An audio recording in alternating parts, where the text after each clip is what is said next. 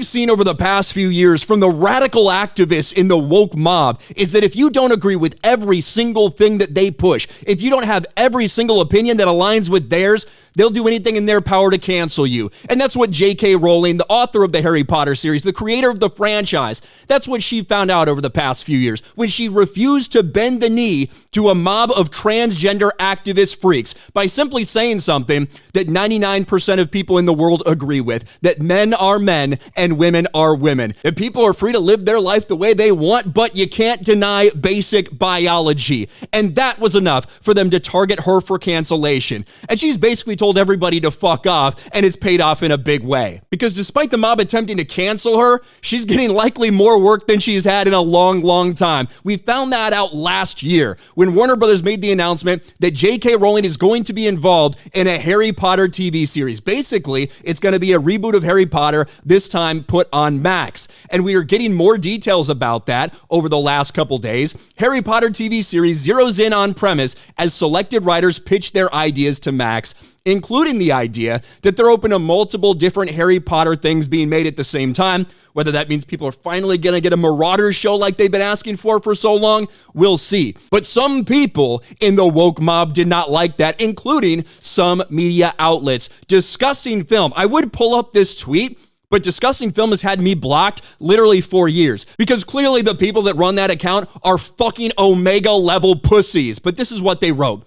Known transphobe JK Rowling is now reported to be an active executive producer on the Harry Potter series where she will be involved in the show's decision-making. And of course, that one tweet has started to blow up. We've seen people trying to attack it. We need to boycott this show if she's involved.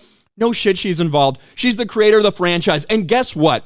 All of you freaks, you can take every one of these pronouns in bios, trans flags in their profile. You can take every one of these fucking freaks and they could boycott it, and it'll have no effect because there's really not that many of you out there. We saw that with Hogwarts Legacy. Remember when the woke mob told you to boycott Hogwarts Legacy because of JK Rowling?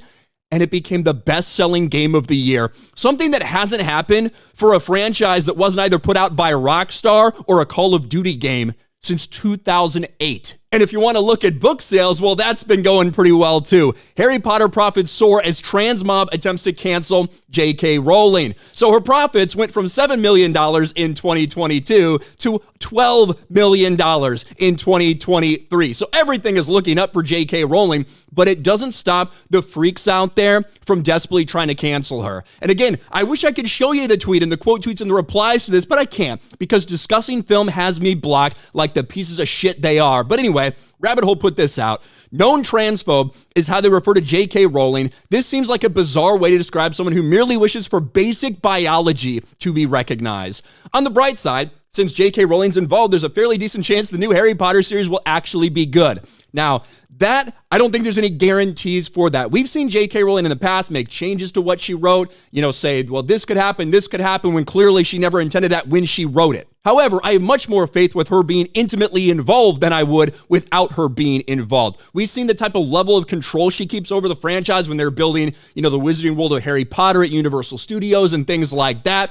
When she's not as involved or where she just simply checks her name next to it, like Harry Potter and the Cursed Child, that's where we get a lot of shit. So I'd much rather her be very involved than not.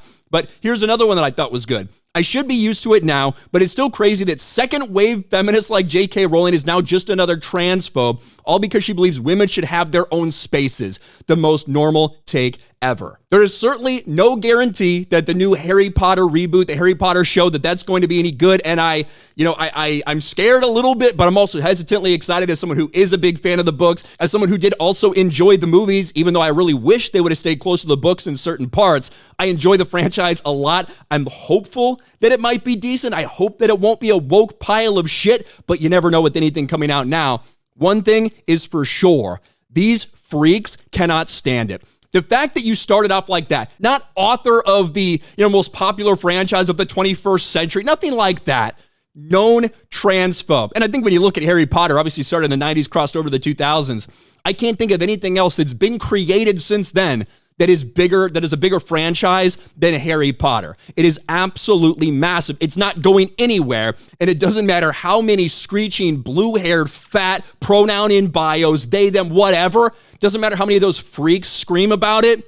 It will continue to be in JK Rowling's hands. Let me know what you think about all this in the comments section below. Smash a like button, subscribe to the channel, ring the bell for notifications, share this video out there, and I'll talk to you later.